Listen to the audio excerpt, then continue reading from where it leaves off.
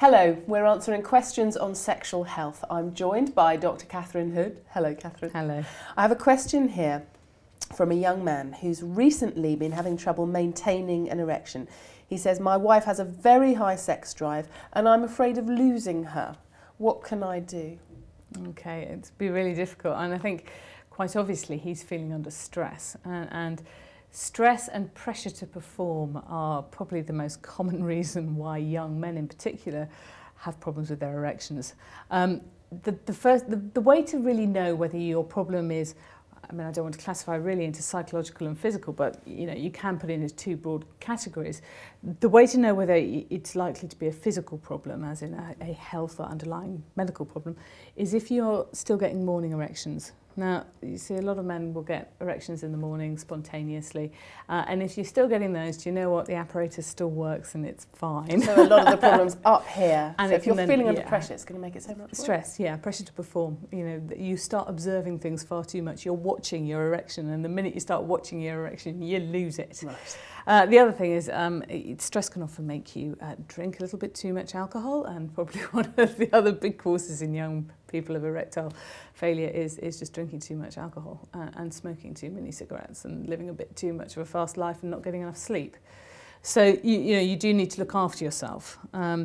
Now, obviously, there are physical things that can cause problems, and anything that sort of damages the erectile apparatus, so that's the blood supply, the nerve supply to the penis, can cause problems. So diseases like diabetes, medicines that people take for heart problems. I mean, this is a young man, so I'm anticipating he's probably not taking any of these things. But some of these drugs or beta blockers, which some people take for anxiety, can also affect your sexual functioning. But as you say, a sign is if you're not getting one of those natural early erections in the morning, then the apparatus probably needs to be checked out. Yeah, it needs to be checked out by your doctor. And in fact, research has shown that, in fact, with most people who have erectile problems, there is an underlying physical problem going on. So it is worth going and talking to your doctor about it if it persists. But if this is just a temporary, you're quite young, you're fit and healthy, it may just be that you're suffering from stress. And in his case, he definitely needs to talk to his wife, because of course he's feeling under pressure that here's a woman who has a high sex drive and is going to lose interest. Exactly, and I think that's the way to tackle it,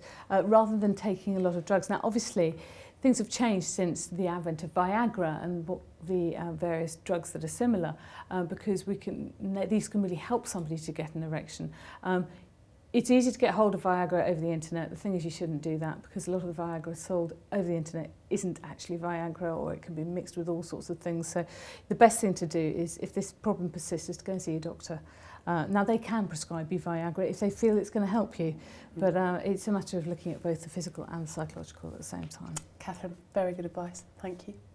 Well, if you have a similar problem, we hope we might have given you some help, but remember, it's always best to go and see your own doctor for medical advice. Thanks for watching. We'll be back with more health questions and answers.